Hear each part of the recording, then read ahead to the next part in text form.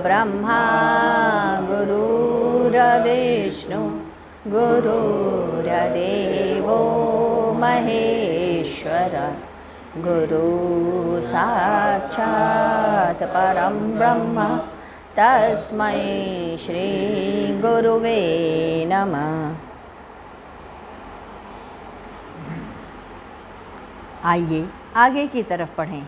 हम लोग माँ पार्वती और भगवान शिव की कथा सुन रहे थे।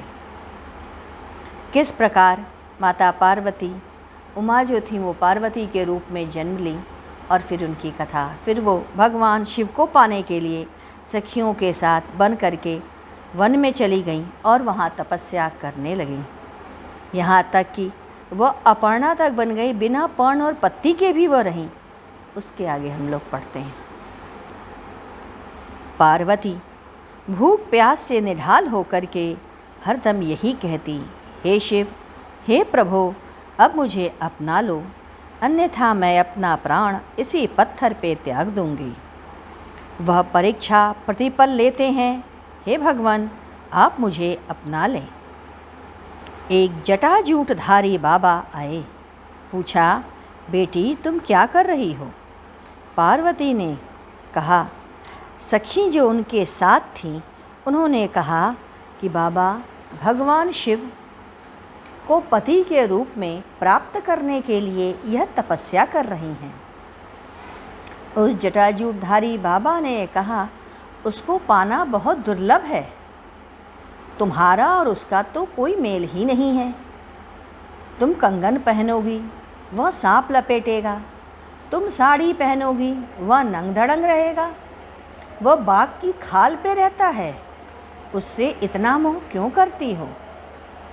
माँ पार्वती ने सखी से कहा, बोलने की ताकत नहीं है। वह चाहे जब भी हो, जैसा भी हो, जिस रूप में हो, मैं उसी के साथ रहूँगी। उसे छोड़कर और मैं किसी को नहीं चाहती। बाबा ने पुनः उसे कहा, उसे पाने से तुम्हें लाभ क्या होगा? सखी ने कहा, वही इसका पति होगा, चाहे सुख हो या दुख हो। अपने चरणों में बस वह उन्हें रख ले, उसके चरण की धूल से ही वह उसके साथ हो जाएगी। उनकी पत्नी बनकर जीवन भर जीने का संकल्प जो लिया है, उसके विरोध में वह कुछ भी नहीं सुन सकती। उसे मुझे बहुत कष्ट हो रहा है, आप ऐसा ना बोलें। अब वह जटाजूटधारी बाबा जो थे माँ पार्वती के सामने अपने स्वरूप में आ गए। उन्होंने कहा, मैं ही तुम्हारा शिव हूँ। पार्वती की दशा का वर्णन करना असंभव सा है। बुझा हुआ दीपक जैसे जल उठा हो, पानी ने अपनी ढलान स्वयं ढूंढ ली हो, एक अजीब स्रोता फूट पड़ा हो। ते हैं माता पार्वती ने जो चरण उठाए वो आगे की तरफ उठ गया और घटना घटी। इसके बाद जब देवताओं ने इंतज़ार किया और तारकासुर मारा गया। यह थी भगवान शिव और माँ पार्वती की कथा। उसके पश्चात आज प्रातः बसंत पंचमी के कारण माँ सरस्वती की पूजा और वंदना हुई। वहाँ सभी बच्चे सचिन, चिंटू, मोंटी, पिंटू, विभू, राहुल, पिंकू, अंकुर वह सब थे। 14 तारीख की रात इन सभी ने मिल कर के खाना बनाया। आज प्रातः गुरुदेव बच्चों के साथ क्रिकेट भी खेल रहे थे। प्रत्येक गेंदों पर वह शॉट मार रहे थे।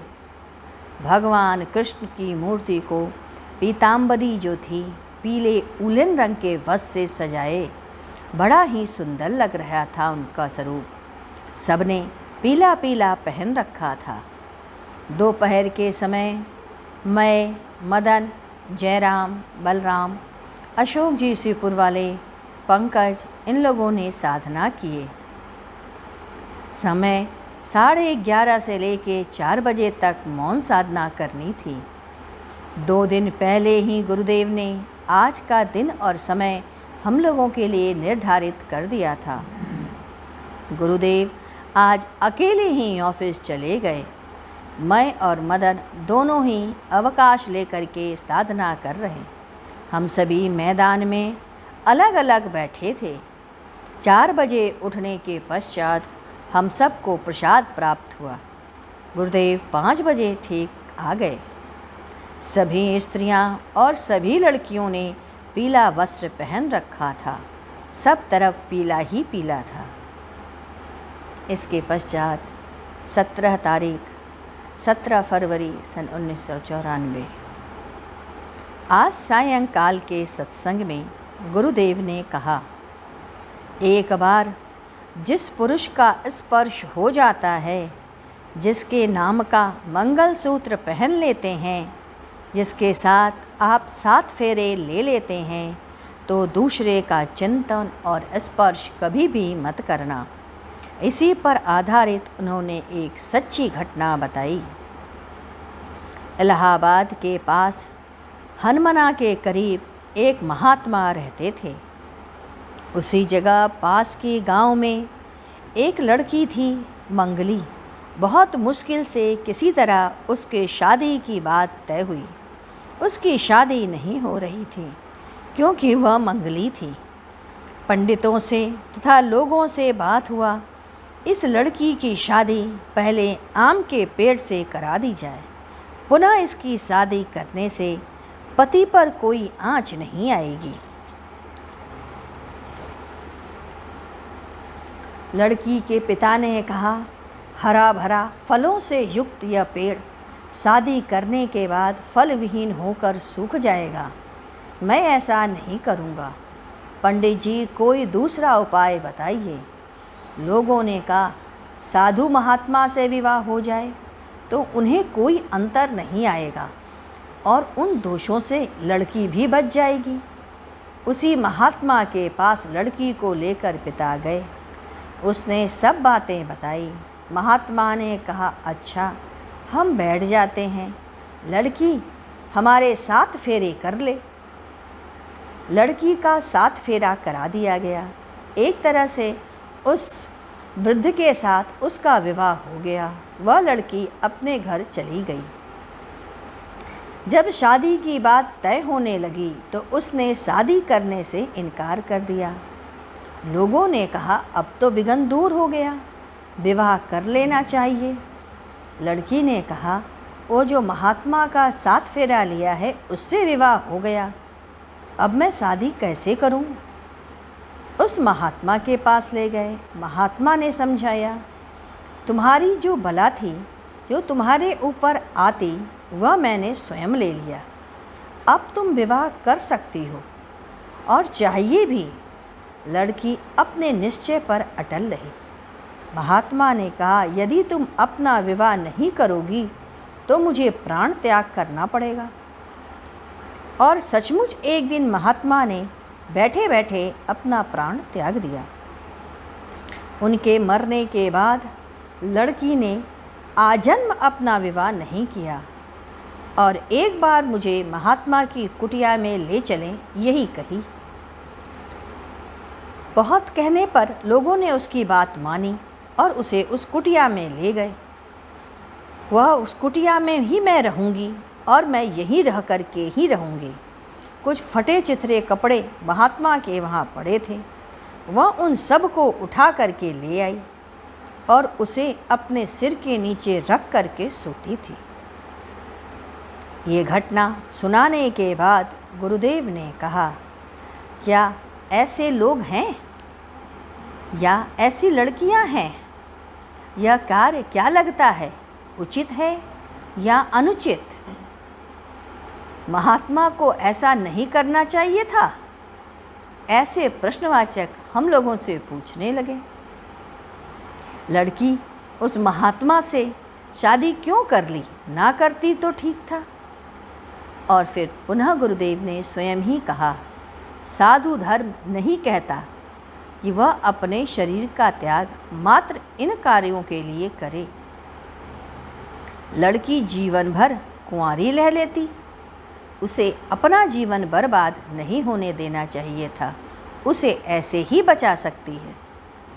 यदि लड़की ने फेरा ले लिया और मान लिया कि यह उसका धर्म है, लौकिक जगत में आज के युग में ऐसा संभव है नहीं। एक बार विवाह के बाद स्त्री को कभी भी दूसरे की तरफ विवाह के बारे में नहीं सोचना चाहिए या स्वीकृति नहीं देनी चाहिए। उससे मानसिक स्थिति का कभी भी अच्छी नहीं होती। एक स्पर्श, फिर दूसरा स्पर्श, अचेतन मन में एक स्पर्श बैठ जाता है, उससे आपकी चेतना कभी भी अलग नहीं हो पाती। यही बात पुरुषों के लिए भी लागू होती है। जीवन में वरण एक ही बार होता है और उसे निभाया जाता है।